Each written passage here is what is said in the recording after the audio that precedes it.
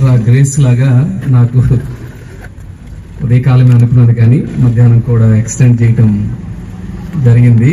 కాబట్టి తన కృపను నా పట్ల ఎక్స్టెండ్ చేసినటువంటి దేవునికి, అలానే స్థానిక సంఘ ప్రియులకు, అధ్యక్షుల వారికి, అలానే అందరికీ కూడా ప్రభువైన యేసుక్రీస్తు నామములో హృదయపూర్వక వందనాలు తెలియజేస్తున్నాను.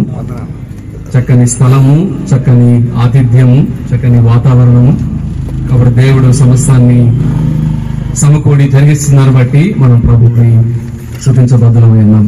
చాలా క్లుప్తంగానే నేను కొన్ని విషయాలు జ్ఞాపం చేసుకొని దైవజనుల ద్వారా మనం దేవుని వాక్యాన్ని విందాము. హెబ్రీయులకు రాసిన పత్రిక 12వ అధ్యాయము 4వ వచనం నుండి 11 వరకు చదువుతున్నాను. అపోస్తలుడైన పౌలు హెబ్రీయులకు రాసిన పత్రిక 4వ వచనం నుండి 11వ వచనం వరకు, అది 3 కూడా కలిపి చదువుదాము, ఒక పారాగ్రాఫ్ ఉంది కాబట్టి. మీరు అలసట పడకయు మీ ప్రాణములు విసుకకయు ఉన్నట్లు పాపాత్ములు తనకు వ్యతిరేకముగా చేసిన తిరస్కారమంతయు ఓర్చుకుని ఆయనను తలంచుకొనుడి. మీరు పాపముతో పోరాడుటలో రక్తము కారునంతగా ఇంకా దానిని ఎదిరింపలేదు. మరియు నా కుమారుడా, ప్రభువు చేయు శిక్షను తృణీకరించకము. ఆయన నిన్ను గద్దించినప్పుడు విసుకకము. ప్రభువు తాను ప్రేమించు వారిని శిక్షించి తాను స్వీకరించు ప్రతి కుమారుని దండించును అని కుమారులతో సంభాషించినట్లు మీతో సంభాషించు ఆయన హెచ్చరికను మరచితిరి. శిక్షాఫలం పొందుటకే మీరు సహించుచున్నారు. దేవుడు కుమారులనుగా మిమ్మల్ని చూచుచున్నాడు. తండ్రి శిక్షింపని కుమారుడెవడు? ఆఖరి వచనం చదువుదాం, 11. మరియు ప్రస్తుతమందు సమస్త శిక్షయు దుఃఖకరముగా కనబడునే గాని సంతోషకరముగా కనపడదు. అయినను దాని యందు అభ్యాసము కలిగిన వారికి అది నీతియను సమాధానకరమైన ఫలమిచ్చును. చదవబడిన వాక్య భాగాన్ని దేవుడు దీవించి ఆస్వాదించును గాక. ఉదయకాల సమయంలో హెబ్రీయులకు రాసిన పత్రిక 12వ అధ్యాయములో ఈ యొక్క సుదీర్ఘమైనటువంటి ఈ పరుగుకు, ఆత్మీయ పరుగుకు మనము ఓపికతోనూ అలానే ఓర్పుతో విసుక్కోకుండా, అలసట పడకుండా మనం కొనసాగాలి అంటే యేసు వైపు చూడాలి అని జ్ఞాపం చేసుకున్నాం. ఎందుకు ఆయన వైపు చూడాలి అంటే ఆయన లేకుండా ఏం లేదు, అన్నిటికీ కర్త ఆయనే అని. రెండవది, ఆయన శ్రేష్ఠుడు అని, ఆయన మనకు సరిపోయిన వాడు అని, సహానుభవం గల్లవాడు అని, సహాయం చేసేవాడు అని, మనను ఫినిషింగ్ లైన్ వరకు సంపూర్ణంగా ఆయన మనను తీసుకువెళతాడు అనేటువంటి విషయాన్ని జ్ఞాపం చేస్తున్నాం. సాధారణంగా మనుషులంగా మనం ఏదైనా ప్రారంభిస్తే కొన్నిసార్లు మధ్యలో ఆగిపోయే ప్రమాదం ఉంటుంది, పరిస్థితులు ఉంటాయి, లేకపోతే వెనక్కి వెళ్ళేటువంటి పరిస్థితులు ఉంటాయి. ఒక్కోసారి కొంతమంది వెనక్కి వెళ్ళిన వారు ఉన్నారు, కొంతమంది ఆగిపోయిన వారు కూడా ఉన్నారు. కానీ ఇక్కడ పౌలు గారు ఏమంటాడు అంటే, లేకపోతే గ్రంథకర్త ఏమంటాడు అంటే, మీరు వెనకకు వెళ్ళొద్దు, అట్టని ఆగి పోవద్దు. వెనక్కి వెళ్ళినా ప్రమాదమే, నష్టపోతాము, ఆగినా కూడా నష్టపోతాం. కాబట్టి కష్టమైన నష్టమైన ముందుకు సాగండి, పరుగు పరుగుతుతూ ఉండండి, దేవుడు శక్తిని ఇస్తాడు, బలాన్ని ఇస్తాడు అని చెప్పి అన్నాడు. అయితే అదే సమయంలో ఈ 12వ అధ్యాయంలో 5 ముక్కలు మనం పట్టుకుందాం. ఒకటి పరుగు అన్నాడు, రెండవది 4వ వచనంలో పోరాటము అన్నాడు కదా. 4వ వచనంలో మీరు పాపముతో పోరాడుటలో అన్నాడు, పోరాటము తున్నాము. 6వ వచనం నుండి 11వ వరకు మనకు ప్రేమ కనబడుతుంది కదా. ప్రభు యొక్క ప్రేమ మనకు కనపడుతుంది. అలానే 14వ వచనంలో పరిశుద్ధత కనపడుతుంది. 14వ వచనంలో పరిశుద్ధత. 28, 29లో ప్రీతికరమైన సేవ. ఒక 5 పాలు ఒకటి గుర్తుపెట్టుకోండి. ఒకటి పరుగు, రెండవది పోరాటము, మూడవది ప్రేమ, నాలుగవది పరిశుద్ధత, ఐదవది ప్రీతికరమైన సేవ. అది ఆ ప్రీతికరమైన సేవ అక్కర్లో చెప్పాడు. అంటే మనం చేసేటువంటి అది ఏదైనప్పటికీ కూడా, అది మామూలుగా కనబడనటువంటి పని పరిచర్య చేసిన, ఇంకేదైనా పాటలు కానివ్వండి, రకరకాల దేవుడిచ్చిన తలాంతు చేసిన వాక్య పరిచయం లాంటివి ఏదైనా చేసినప్పటికి కూడా అది ఎవరికి ప్రీతికరంగా ఉండాలి? ఆయన పది కాల సమయంలో అందరూ జ్ఞాపం చేశాడు, దేవునికి ప్రీతికరమైన సేవ అని చెప్పి అన్నాడు. కాబట్టి దేవునికి ప్రీతికరమైన సేవగా ఉండాలి అంటే పైన ఉన్నటువంటి 4 సరిగా అర్థం చేసుకోవాలి. ఒకటి, ప్రభువును చూసేటువంటి పరుగు ఉండాలి. పాపముతో పోరాడేటువంటి అనుభవము ఉండాలి. 4వది, ప్రభు యొక్క ప్రేమను కూడా అర్థం చేసుకోవాలి. 4వది, పరిశుద్ధ జీవితము కలిగి ఉండాలి. ఆ 4 కలిగి మనం చేసేటువంటి ఏ చిన్నదైనా సరే అది ఎట్లా ఉంటుందట, ప్రభువుకు ప్రీతికరంగా ఉంటుంది.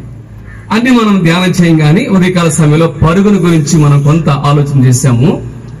అయితే ఆ పరుగుకు కొంచెం ముందుకు వెళ్తే ఏమన్నాడు అంటే, ప్రభు వైపు చూడాలి అన్నప్పుడు మీ యొక్క హెబ్రీయులకు రాసిన పత్రిక ఉదయం అంకల్ జ్ఞాపం చేశాడు కదా, ఒకసారి ఎంటర్ అయిన తర్వాత మళ్ళీ బయట ఎట్లా రావాలి కుదరదు.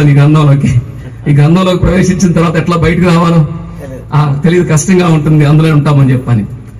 ప్రభు గురించి చాలా విషయాలు ఉంటాయండి. ఉదాహరణకు పాత నిబంధన, కొత్త నిబంధన. అపోస్తలుడు అనగానే మీకు కొత్త నిబంధన గుర్తొస్తుందా, పాత నిబంధన గుర్తొస్తుందా? కొత్త నిబంధన గుర్తొస్తుంది. ప్రధాన యాజకుడు అని వెంటనే మీకు కొత్త నిబంధన గుర్తొస్తుందా, పాత నిబంధన గుర్తొస్తుందా? పాత నిబంధన గుర్తొస్తుంది. ఈజీగా మనకి సులభంగా ఉంటుంది. అయితే ఇప్పుడు రెండింటిని చాలా సులభంగా మిక్స్ చేసి ఏమన్నాడు అంటే, అపోస్తలుడును ప్రధాన యాజకుడునైనా ఎవరు? 3వ అధ్యాయం 1వ వచనం, యేసుక్రీస్తు ప్రభువారు. మనం ఒప్పుకున్న దానికి అపోస్తలుడును ప్రధాన యాజకుడు అయిన యేసు లక్ష్యం. అంటే యేసుక్రీస్తు ప్రభువారిని ఇంకొక కోణం ఆలోచన చేస్తే, ఆయన అపోస్తలుడు అంటున్నప్పుడు పంపబడిన వాడు అర్థాలు ఉన్నాయి. కానీ ఈ కోణం ఆలోచన చేస్తే ఈ క్రొత్త నిబంధనకు పాత నిబంధనకు మధ్యవర్తి మూలము ఆయనే. కాబట్టి ఆయన లక్ష్యం ఉంచండి అంటే దేవుని యొక్క పాత కొత్త నిబంధనల మొత్తం సారాంశాన్ని పిండితే ఎవరు వస్తారు? యేసుక్రీస్తు ప్రభువారే. కాబట్టి అపోస్తలుడు యేసుక్రీస్తు ప్రభువారు ఎట్లా అపోస్తలుడు అర్థం చేసుకోవాలి. ఆయన ప్రధాన యాజకుడిగా పాత నిబంధన ప్రధాన యాజకునికి ఈ ప్రధాన యాజకుడు తేడాను కూడా సరిగా అర్థం చేసుకోవాలి. చాలా చక్కని మాటలు అక్కడ ఉంటే మీరు చాలా మంది ఆరాధన రకరకాల తలంపుల్లో పంచుకుంటూ ఉంటారు. ప్రధాన యాజకుడు అనే మాట. 3వది అంటే అపోస్తలుడు ప్రధాన యాజకుడు. ఇంకోటి ఏమంటాడు అంటే నిజస్వరూపమేనా అంటాడు. 2 సార్లు 3 సార్లు ఇదే గ్రంథంలో నిజస్వరూపం, పాత అవన్నీ కూడా ఏవైతే పాత విషయాలన్నీ కూడా వస్తు రూపంగా ఉన్న అవన్నీ కూడా ఛాయగా నీడగా ఉంది. నిజస్వరూపము క్రీస్తు. ఉదాహరణకి చాలా మంది ఇంకా అసలు వ్యక్తి వస్తే ఆ వ్యక్తిని వదిలిపెట్టి నీడను పట్టుకుంటున్నారు, ఆ నీడ వైపు చూస్తున్నారు అన్నమాట. మనిషే వచ్చేసి నేనే అంటే లేదు లేదు మాకు ఆ నీడ అని ఇంకా కొంతమంది ఆ పాత వాటి వైపుకి ఆ ప్రయత్నాలు చేస్తున్నారు. కాబట్టి నిజస్వరూపము క్రీస్తు. యోహాను సువార్తలో చాలా మాటలే ఉంటాడు ఆవిడ. నిజమైన నేను నిజమైన ఆహారం, నిజమైన ద్రాక్షవల్లి, నిజమైన వెలుగు కదా. కాబట్టి ఈయనే నిజమైన దేవుడు. చాలా చక్కగా ఎందుకు నిజమైన అన్నాడు? ట్రూ అనే మాట ఎందుకు ఉపయోగించాడు? ఎందుకు చెప్పాడు? నిజం కానివి చాలా ఉన్నాయి కాబట్టి ఈయన నిజ స్వరూపము అనేటువంటి మాట ఉపయోగించాడు. ఓకే, అలానే ఇంకొంచెం మాట్లాడితే సేనాధిపతి అన్నాడు.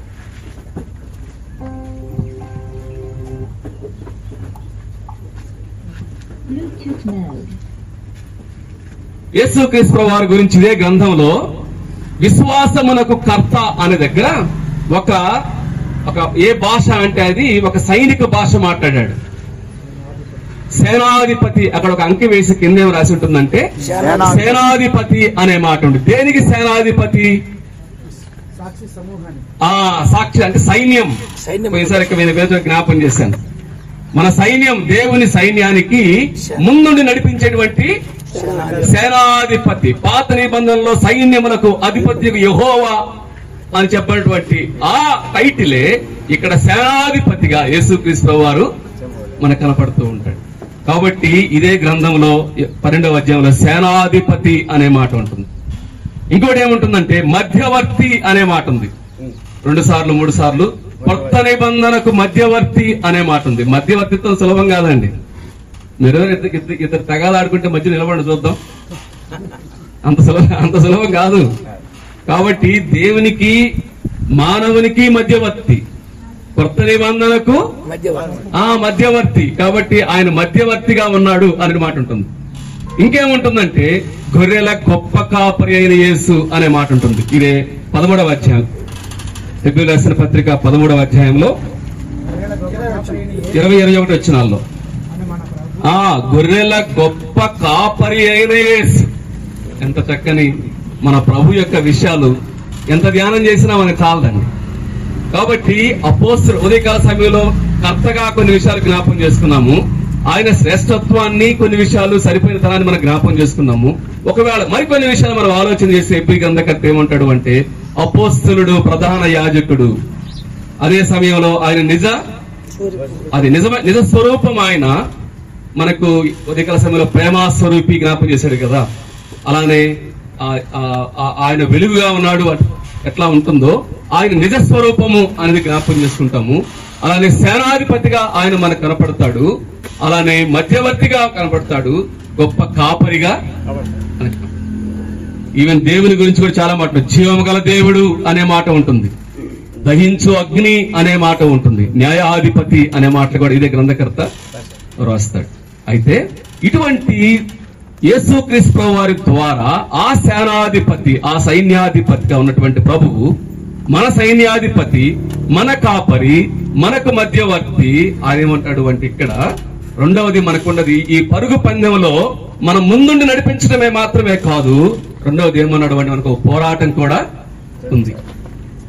ఎందుకంటే అక్కడ భాష సైన్యాధిపతి, సేనాధిపతి ముందున్నాడు కాబట్టి ఆయన పోరాడాడు. కాబట్టి ఇప్పుడు సైన్యంగా మనకు కూడా ఏముంది? పోరాటము ఉంది అన్నాడు. ఏమిటా పోరాటము?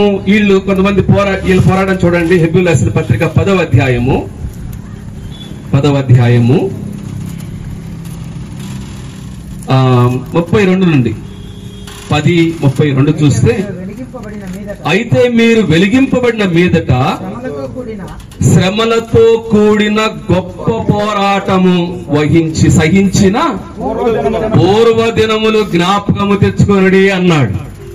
అంటే ఈ పోరాటము శ్రమలతో కూడిన గొప్ప పోరాటం, అది అల్లాటప్ప కాదు.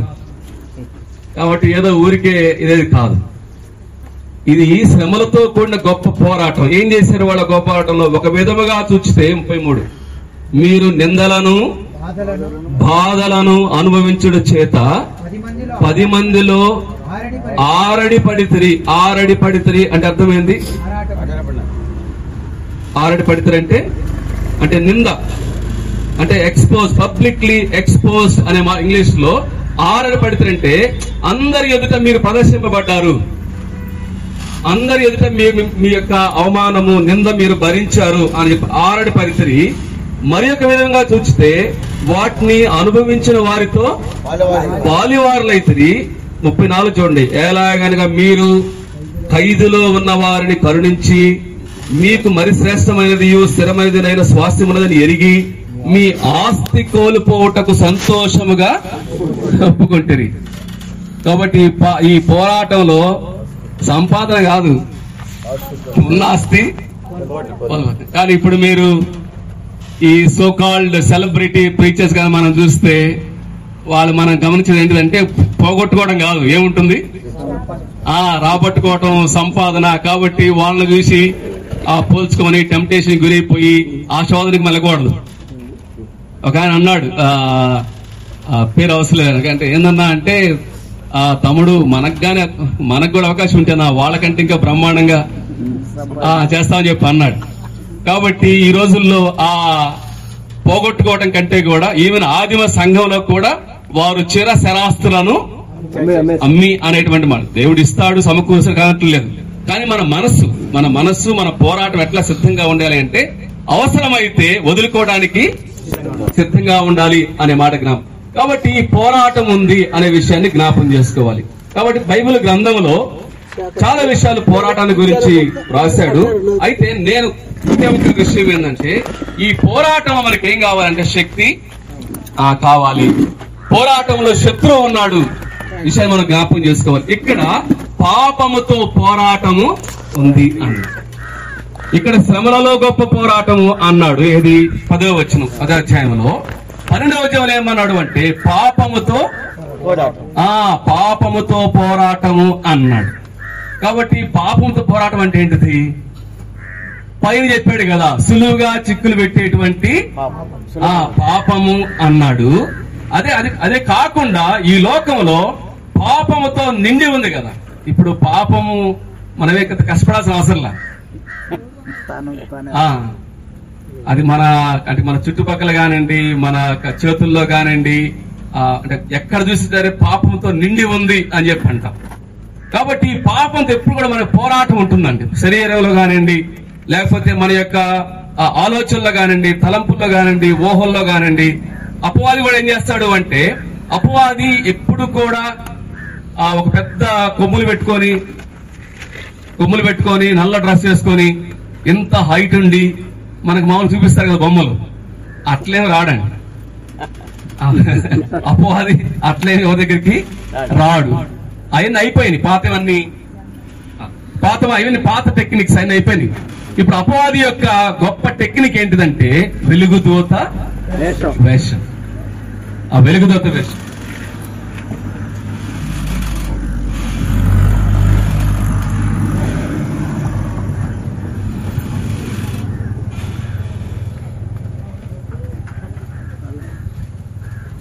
వెలుగుదూత వేషము అని చెప్పని మనం అంటాం. కాబట్టి అంటే వెలుగుదూత వేషం అంటే ఏంటిది? సేమ్ మనతోనే అన్ని తలాంతులు ఉన్నట్టుగానే, బాగున్నట్టుగానే, అన్ని ఉన్నట్టుగానే ఉంటూ స్లోగా మార్గాన్ని తప్పించి ఏం చేస్తాడు అంటే దీన్ని ఏమంటాం, మనకి ఏమంటాము, మనకి ఆపోజ్ గా ఉన్నాడు. ఈ రోజుల్లో జాయిన్ అవుతాడు మనతో. అపవాది యొక్క టెక్నిక్ ఏంటంటే ఈ రోజుల్లో మనకు వ్యతిరేకంగా స్పష్టంగా అర్థమైపోతుంది. ఇప్పుడు ఆదిమ సంఘంలో 1వ అధ్యాయంలో 5వ అధ్యాయంలో లోపల నుండి ఒక ఇబ్బంది ఏర్పడింది. అననీయ సప్పీరా మనం చూస్తాము. అదే అధ్యాయంలో వాళ్ళు ఏం చేశారు అంటే వీళ్ళని పట్టుకొని, ఎవరు అలాంటి ప్రధాన యాజకులు వాళ్ళు శాస్త్రీయులను పట్టుకొని చెరసాల్లో వేయటం కూడా మనం చూస్తాం. ఇప్పుడు ఈ ప్రధాన యాజకులు చెరసాల్లో వేయటం అనేది చాలా స్పష్టంగా తెలిసిపోతా ఉంటుంది. అది సులభమే, పెద్ద ఏమీ కష్టం కాదు. కానీ ఆ లోపల ఏముందో అనేది ఎవరు గుర్తుపట్టగలరు? కేవలం వీళ్ళు కొంత దాచుకున్నారు, వీళ్ళు కొంత దాచుకున్నారు, వీళ్ళ యొక్క సమర్పణలో ఏదో లోపం ఉంది, ఆశ ఉంది, అమ్మారు, అంతా బాగానే ఉంది, మిగిలిన వాళ్ళకంటే కూడా వీళ్ళు బెటర్ గా ఉన్నారు, ఆసక్తిగా కనపడతా ఉన్నారు, ముందుకు వచ్చారు, పాదాలకి కూడా పెట్టారు. మీరు గమనిస్తే అక్కడ వీళ్ళేమి పక్కనే పెట్టలేదు. బర్నబా ఏ విధంగా అపోస్తల పాదముల యొద్ద పెట్టారో వీళ్ళు కూడా పాదాల దగ్గర పెట్టారు. అర్థమైంది, భయము భక్తి కూడా కనపడతా ఉంది. కానీ ఏదో తేడా ఉంది, ఈ సమర్పణలో, ఈ ఇచ్చుటలో ఏదో తేడా ఉంది అన్న సంగతి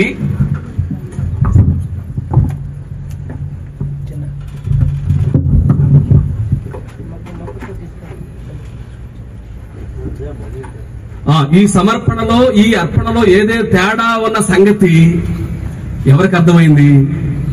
పేతురు గారు. ఆ రోజు గాని పేతురు గాని ఆ మాట అడగకపోతే, మీరు ఎంతకే అమ్మితిరా అని గాని పేతురు గాని ఆ మాట గాని అడగకపోతే సంఘం అంతటికీ కూడా వీళ్ళు ఎట్ట కనిపడేవాళ్ళు? భక్తి పరులు, సమర్పణ కలిగిన వాళ్ళు, దేవునికి ఇచ్చేవాళ్ళు, క్రమాన్ని పాటించేవాళ్ళు, భయభక్తులు కలిగిన వారు అన్నట్టుగానే కనపడేది. అందువల్ల ఏమన్నాడు అంటే పేతురు ఒక మాట అన్నాడు, అపవాది మీకు ఎందుకు హృదయములో. చూడండి అన్నమాట, అపోస్తల కార్యం 5వ అధ్యాయము. అక్కడ ఎవరి కార్యం చూశాడు అంటే పేతురు, అపోస్తల కార్యములు 5వ అధ్యాయము 3వ వచనం. అప్పుడు పేతురు, అననీయ, నీ భూమి వెలలో కొంత దాచుకొని పరిశుద్ధాత్మను మోసపుచ్చుటకు సాతాను ఎందుకు నీ హృదయమును ప్రేరేపించను అన్నాడు. ప్రేరేపించడం అంటే ఇప్పుడు చూడండి, అంటే ఇప్పుడు అపవాది యొక్క పోరాటము అదే అధ్యాయంలో వీళ్ళున్నారు. ఎవరు? 17 వచ్చిన 5:17 ప్రధాన యాజకులను అతనికి ఉన్న వారును సద్దుకైన తెగవారు లేచి మత్సరంతో నిండుకొని వారిని చెరసాల్లో ఉంచిరి. వాళ్ళ పెద్ద కష్టమేం కాదు. వాళ్ళు చాలా స్పష్టంగా వీళ్ళు వ్యతిరేకులు అనే సంగతి అర్థమైపోతుంది. కానీ సాతాను అట్లా కాదు. ఇప్పుడు ఏం చేస్తాడు అంటే హృదయాలను, ప్రభు నమ్ముకున్న వారి యొక్క హృదయాలను ప్రేరేపణ చేసి వేషధారుల్లాగా, అబద్ధికులులాగా సగం సగం చేసేసి కలుషితం చేయడానికి ప్రయత్నం చేస్తాడు. స్థానిక సంఘ విశ్వాసులు కానివ్వండి, చిన్న చిన్నగా నేర్చుకున్నటువంటి పెద్దలటువంటి 50 years కనపడకపోవచ్చాం, కానీ రేపు జనవరి 12th నాకు 50 years వస్తాయి. తర్వాత ప్రభు నమ్ముకొని 33 సంవత్సరాలు అయింది. 1991లో నేను యేసుక్రీస్తు సొంత రక్షకునిగా అంగీకరించాను. కాబట్టి ఆయా ప్రాంతాల్లో ఉన్న ప్రాంతాల్లో నమ్మకంగా కొంత కొనసాగడానికి దేవుడు సహాయం చేస్తూ ఉన్నాడు. అయితే ఇందాక అంకుల్ జ్ఞాపకం చేశాడు అన్నమాట, ఆత్మశక్తి అన్నాడు కదా. వీళ్ళ యొక్క ఆత్మశక్తి, వాక్య శక్తి, ప్రార్థనా శక్తి, ఈ మూడు గాని మనం ఎంతో, నా మట్టుకు నేను, మీ మట్టుకు మీరు భయంతోను వణుకుతోను వాటి మీద ఆధారపడకపోతే అపవాది చాలా కుయుక్తిగా, చాలా యుక్తిగా సరళత నుండి ట్రై చేస్తాడు. కాబట్టి ఆ పోరాటం ఉంది. మనమే దాస్తారు చాలా మంది. సీక్రెట్ సిన్స్ అని చెప్పి అంటాము. రహస్య పాపాలు చాలా ఎక్కువగా ఉన్నాయి. కాబట్టి ఈ సమయంలో పోరాటం ఉంది. ఈ పోరాటంలో ఏం చేయాలి అంటే మనకి 2 ధరించుకోవాలి. ఎఫెసీయులకు రాసిన పత్రిక 1 నూతన స్వభావాన్ని ధరించుకోండి అన్నాడు. 2 సర్వాంగ కవచాన్ని ధరించుకోండి అన్నాడు. The armour of God, the armour of light అన్నాడు. తేజో సంబంధమైన యుద్ధోపకరణాలు అన్నాడు. ఎక్కడ? రాసినటువంటి మొదటి పత్రికలో, రోమియోలకు రాసిన పత్రిక 14వ అధ్యాయం. తేజో సంబంధమైన యుద్ధోపకరణాలు అంటే చీకటి సంబంధమైనవి కాదు, అవి వెలుగు సంబంధమైనవి అన్నాడు. ద ఆర్మర్ ఆఫ్ లైట్ అనే మాట ఉపయోగించాడు. 2ది ఆర్మర్ ఆఫ్ గాడ్, దేవుడిచ్చు సర్వాంగ కవచము, వెలుగు తేజో సంబంధమైనటువంటి ఆయుధాలు, నూతన స్వభావాన్ని మీరు ధరించుకోండి అన్నాడు. అప్పుడు ఏం చేస్తాము అంటే నూతన స్వభావమైన అంతరంగ మార్పు, అదే సమయంలో దేవుడిచ్చే సర్వాంగ కవచం ఏంటంటే శత్రువుని ఎదిరించడానికి ఆయుధాలుగా పనిచేస్తాయి. కాబట్టి పోరాటం ఉంది. అయితే ఒక సంతోషం ఏంటంటే ఈ పోరాటం మన ఒక్కలేమేమి కాదు. మన సేనాధిపతి ఉన్నాడు. ఆయన ముందున్నాడు. భయపడాల్సిన పనేమి లేదండి. ఆయన ముందున్నాడు. అదే సమయంలో మన లోపల పరిశుద్ధాత్మ దేవుడు పనిచేస్తూ ఉన్నాడు.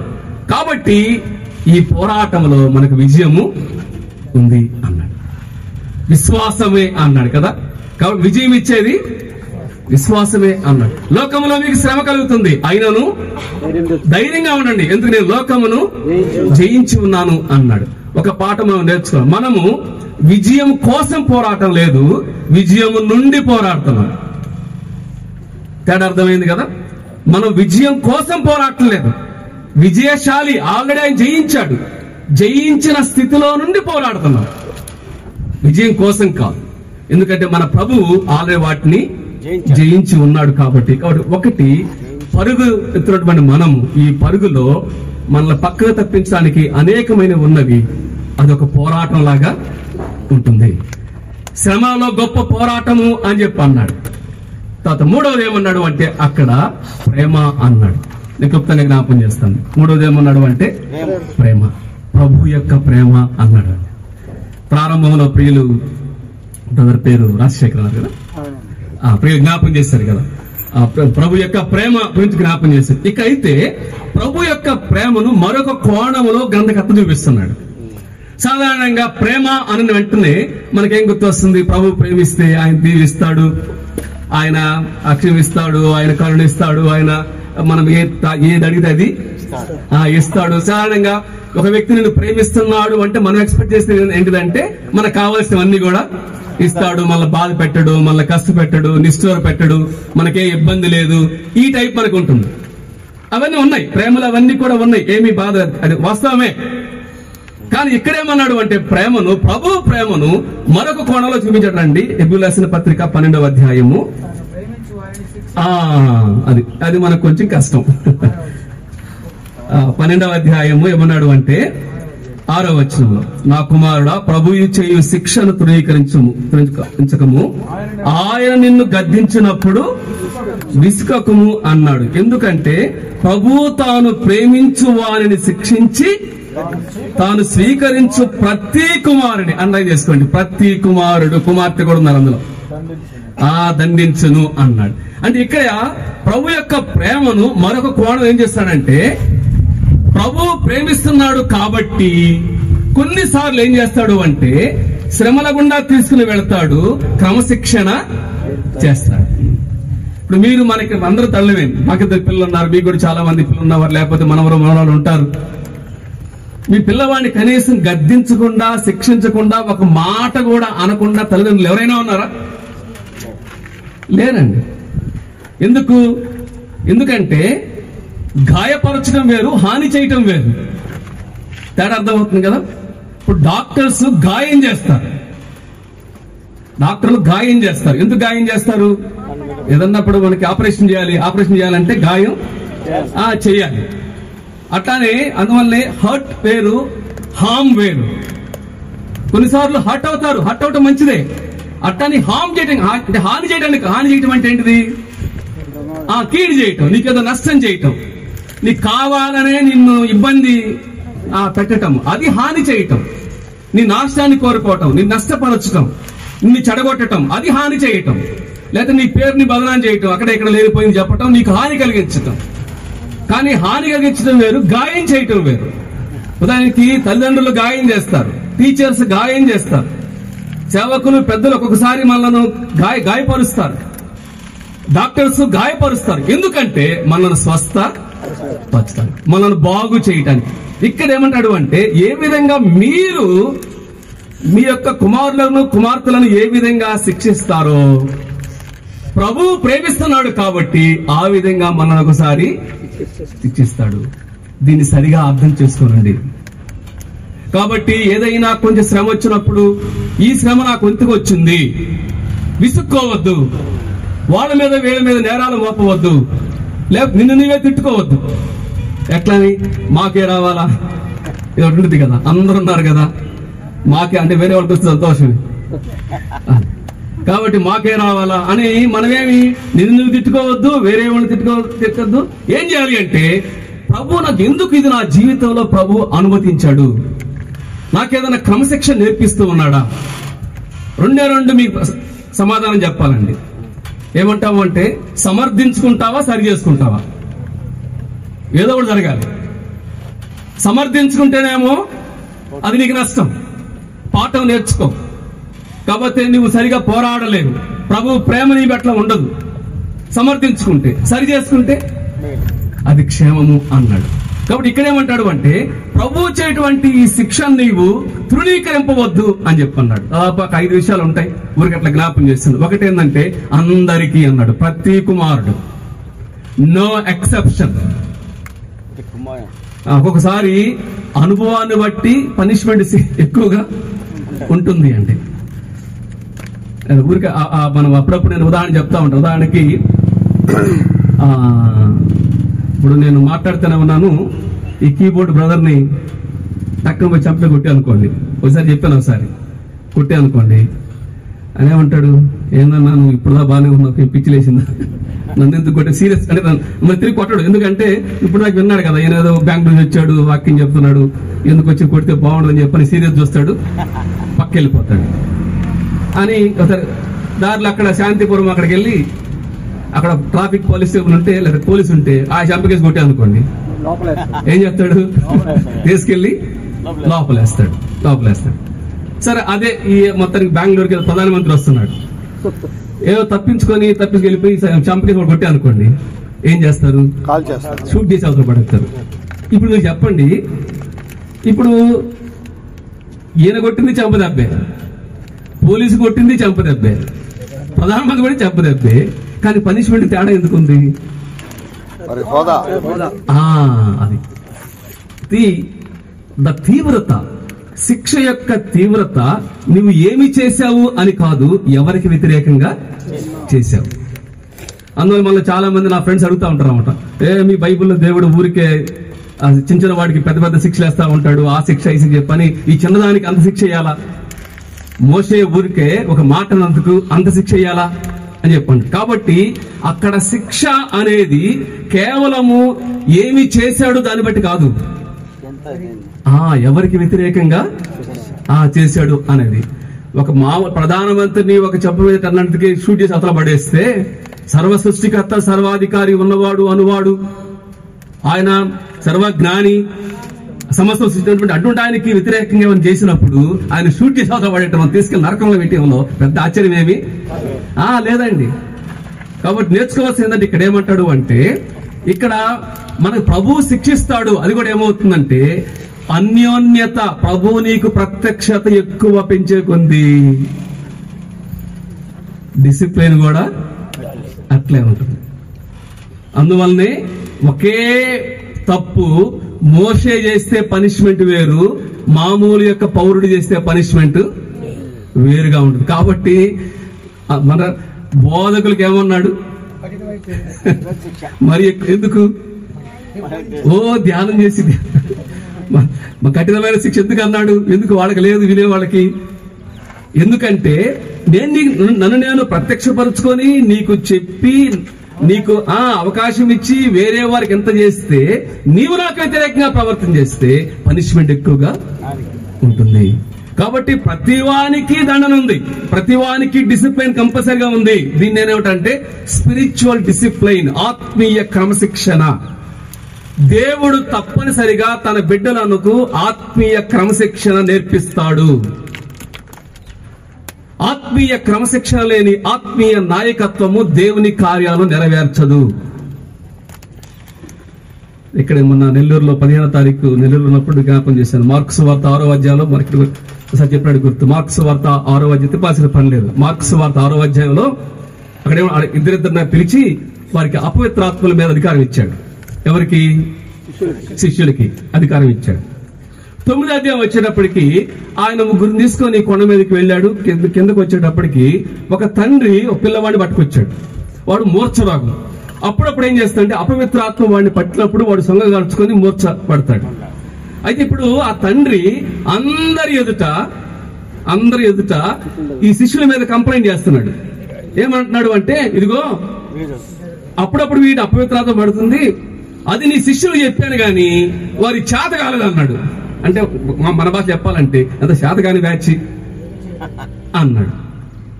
కానీ 6వ అధ్యాయంలో ఎవరి మీద అధికారం ఇచ్చాడు? అపవిత్రాత్మలో అధికారం ఇచ్చాడు.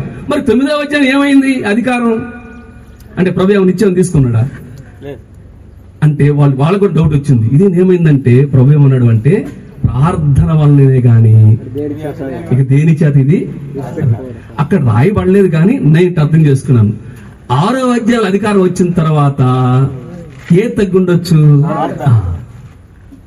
అంటే దీన్ని దేవుని వాక్యాన్ని చదవటం, ప్రార్థన, సహవాసము, ప్రభువుని అర్థం చేసుకోండి. దీన్ని ఆత్మీయ క్రమశిక్షణ అంటాం. దీన్ని స్పిరిచువల్ డిసిప్లైన్ అని చెప్పండి. The fundamental problem in today's మన చర్చెస్ లో ప్రాబ్లం ఏంటంటే ఆత్మీయ క్రమశిక్షణ లేకపోవడం. నిన్న గుండెవే చేసుకొని చెప్పండి, నిన్న సిన్సియర్ గా పొద్దున్న లేచి దేవుని వాక్యం చదివారా? మొన్న చదివారా? అటు మొన్న చదివారా? ఒక సిస్టమేటిక్ చదువుతున్నావా? ఒక క్రమ పద్ధతిగా చదువుతా ఉన్నామా? కాబట్టి ఈ ఆత్మీయ క్రమశిక్షణ మనకు నేర్పించడానికి దేవుడు ఏం చేస్తాడు అంటే మనల్ని డిసిప్లిన్ చేస్తాడు. అందరికీ చేస్తాడు. రెండవది అది అంతా అంటే అది సంతోషంగా ఉండదు, దుఃఖకరం అన్నాడు. 12వ అధ్యాయం రండి క్విక్ గా. 12వ అధ్యాయం 11వ వచనంలో, మరియు ప్రస్తుతమందు సమస్త శిక్షయు దుఃఖకరముగా కనపడినే గాని సంతోషకరముగా కనపడదు అన్నాడు. శ్రమగానండి, దేవుడు శ్రమల పాలు చేస్తాడు. బైబిల్లో ఉన్నాయి 6 కారణాలు ఉన్నాయి బైబిల్లో శ్రమలు ఎందుకు వస్తాయి అనేది. కాబట్టి శ్రమల వలన విధేయత నేర్చుకుందనే మాట ఉంది హెబ్రీయులకు రాసిన పత్రిక కదా. యేసు క్రీస్తు వారి శ్రమల ద్వారా ఏమి నేర్చుకున్నాడు? విధేయత నేర్చుకున్నాడు. శ్రమల ద్వారా సంపూర్ణంగా చేయటం. ఆ మాట కొంటే చూడండి 2వ అధ్యాయంలో 2వ అధ్యాయము 10వ వచనంలో, ఎవని నిమిత్తము సమస్తం ఉన్నవో, ఎవని వల్ల సమస్తము కలుగుచున్నవో ఆయన అనేకమైన కుమారులను మహిమకు తెచ్చుచుండగా వారి రక్షణకర్తను శ్రమల ద్వారా సంపూర్ణంగా చేయడానికి తగును. శ్రమల ద్వారా సంపూర్ణత. 5వ అధ్యాయంలో శ్రమల ద్వారా విధేయత. చూడండి 5:8, ఆయన కుమారుడయుండి తాను పొందిన శ్రమల వలన విధేయత నేర్చుకున్నాను. ఒబీడియన్స్, విధేయత, ఆయన సన్నిధి, ఇవన్నీ కూడా ఆత్మీయ క్రమశిక్షణలో భాగాలు. దేవుడు తప్పనిసరిగా ఏం చేస్తాడు, తన బిడ్డలను మనకు ఆ క్రమశిక్షణ మనకు నేర్పిస్తాడు. అందరికీ ఉంటుంది, అదంత సంతోషంగా ఏమి ఉండదండి. మూడవది ఏంటంటే, అసలు మనకి ఈ క్రమశిక్షణ వెళ్ళడానికి బాధపడాల్సిన పని లేదు. ఎందుకంటే ఇది ఒక గుర్తు, మనం ఆయన బిడ్డలము, ఆయన మన తండ్రి అనడానికి ఒక గుర్తు అన్నాడు. నాలుగోది ఏమన్నాడు అంటే, దీనికి ఒక ఉద్దేశం ఉంది ప్రభువుకు. ఏమిటా ఉద్దేశం చూడండి, 10వ వచనం 12:10, వారు కొన్ని దినముల మట్టుకు తమకు ఇష్టం వచ్చినట్టు మనల్ని శిక్షించిన గాని మనము తన పరిశుద్ధతలో పాలు పొందవలనని మన మేలు కొరకే ఆయన శిక్షించున్నాడు. ఎంతమంది నిజంగా నమ్ముతున్నారు? దేవుడు నన్ను తన మేలు కొరకు శిక్షిస్తాడు. కొన్నిసార్లు బిడ్డల ద్వారా వస్తాయి, కొన్ని ద్వారా పరిస్థితుల ద్వారా వస్తాయి, అన్నదమ్ములు, అక్క చెల్లెండ్రు, అనారోగ్య పరిస్థితులు, ఆర్థిక ఇబ్బందులు, ఇవన్నిటి ద్వారా దేవుడు ఏం చేస్తాడు అంటే మనల్ని కొంత క్రమశిక్షణ చేస్తూ ఉంటాడు. అది నా మేలు కొరకే అని అర్థం చేసుకోవాలి అని జ్ఞాపకం చేస్తాం. కాబట్టి 2 పోరాటము, 3వది ప్రేమ, 4వది పరిశుద్ధత అన్నాడు. 12వ అధ్యాయం 1వ వచనం ఏమన్నాడు అంటే, యేసు వైపు చూచుచు అన్నాడు. 14వ వచనం ఏమన్నాడు అంటే, పరిశుద్ధత లేకుండా చూడలేవు అన్నాడు. అదవుతుంది లింక్. 1వ వచనం ఏమన్నాడు, యేసు వైపు చూచుచు అన్నాడు. 14వ వచనం ఏమన్నాడు అంటే, పరిశుద్ధత లేకుండా ఎవడును ప్రభువును చూడడు అన్నాడు. ఎందుకు చూడ్డు? నేను పరిశుద్ధంగా లేకపోతే ఆయన ఎందుకు చూడలేను? రైట్. ఎందుకంటే నేను పరిశుద్ధుడు కనుక మీరును సమస్త ప్రవర్తన యందు పరిశుద్ధులుగా ఉండాలి. చాలా, నేను కూడా చాలా భయంతో చెప్తున్నానండి. ఈ రోజు వాక్యతంగా రేపు పరిశుద్ధ గ్యారెంటీ ఏమి లేదు. ఎప్పటికప్పుడు జాగ్రత్త లేకపోతే మాత్రం అందువల్లే భయముతోను వణకుతోను అనే మాట ఉపయోగించాడు. నేను మీ పాలెములో సంచరిస్తాను అన్నాడు. సంచరిస్తాను అని చెప్పన్నాడు. దేవుడు సంచరిస్తాడు కాబట్టి మీ పాలెం ఎట్లా ఉండాలి? పరిశుద్ధంగా ఉండాలి అని చెప్పన్నాడు. ఒకవేళ కానీ పరిశుద్ధంగా లేకపోతే, మన సంఘంలో కానివ్వండి లేకపోతే మన కుటుంబాల్లో కానీ పరిశుద్ధత లేకపోతే దేవుడు అక్కడ ఉండడు. We cannot experience the presence of God. అదే కదా లవదేవి సంఘంలో ఎక్కడున్నాడు? ఆయన బయట ఉన్నాడు. కాబట్టి పరిశుద్ధత అనే మాట మన జీవితాల్లో ఎప్పటికప్పుడు నా మట్టుకు నేను, మీ మట్టుకు మీరు, హ్యావ్ ఎ క్లీన్ ఐస్ అంటాం. క్లీన్ ఐస్, కళ్ళు క్లీన్ గా ఉండాలి, క్లీన్ ఐస్ అంటాం. మైండ్ క్లీన్ థాట్స్ అంటాం. క్లీన్ హ్యాండ్స్, మన చేతులు ఏవి తాకాలో అవే తాకాలి, ఏవి తాకూడదు అవి తాకూడదు. ఎక్కడ టచ్ చేయాలో అక్కడే టచ్ చేయాలి. క్లీన్ హ్యాండ్స్ ఉండాలి, క్లీన్ ఐస్ ఉండాలి, క్లీన్ థాట్స్ మనము సాధన చేసుకోవాలి. పరిశుద్ధత లేకుండా ప్రభువును చూడడం అన్నాడు. ఏమన్నా వాక్యం ముగించేటప్పుడు ఇవన్నీ ప్రభువును చూస్తూ పోరాడుతూ ఆయన ప్రేమను అర్థం చేసుకుంటూ పరిశుద్ధత కలిగి ఉంటే ఏం చేస్తాము? ప్రీతికరమైన సేవ, భయభక్తులు కలిగి ప్రీతికరమైన సేవ చేయుదుము అన్నాడు. అక్కడ ఒక చిన్న వార్నింగ్ కూడా చేయదు. ఆఖరణ ముగింపు భయం వేసింది. 12వ అధ్యాయం ఆఖరణ చూడండి. ఏలయనగా మన దేవుడు దహించు అగ్ని అయి ఉన్నాడు అన్నాడు. దాన్ని భయపెట్టడానికి కాదు కానీ భయభక్తులు కలిగి ఉండటానికి. ఒకవేళ ప్రీతికరమైన సేవ చేయకపోతే, ఆయనకి అంగీకారం లేకపోతే, ఆ ఎదురు నిలబడినప్పుడు అసలు నువ్వు నాకెవరో తెలియదురా అన్నాడు అనుకోండి. పాడబడాను కదా అంటే నాకేమి, ఎవరికి పాడుకున్నావు అది, పెద్ద చెప్పాను ప్రభు అని చెప్పంటే నేనే నీకు చెప్పలేదే అన్నాడు అనుకో. అది అక్కడే ఉంటాడు. సిగ్గుపడనక్కర్లేని పనివారిగా, యోగ్యం అంటే దేవుని ఎదుటి యోగ్యునిగాను, సిగ్గుపడనక్కర్లేని పనివానిగా అని చెప్పి అన్నాడు. కాబట్టి ఈ సమయంలో హెబ్రీ గ్రంథకర్త చెప్పినట్టుగా పరుగు పందెంలో మనం సాగుతూ ముందుకు వెళుతూ ఉన్నాం. దేవునికి స్తోత్రం. అదే సమయంలో ఈ పోరాటంలో సరైనటువంటి ఆయుధాలు కలిగి, ఆత్మశక్తి కలిగి, అపవాది యొక్క తంత్రాలను సరిగా అర్థం చేసుకుంటూ, ప్రభు యొక్క శిక్షను, ఆయన ప్రేమను సరిగా అర్థం చేసుకుంటూ, పరిశుద్ధత కలిగి ప్రీతికరమైనటువంటి సేవ చేయడానికి పరిశుద్ధాత్మ దేవుడు మనం సహాయం చేయను గాక. దేవుడి చిన్న మాటలు దీవించి ఆస్వాదించను.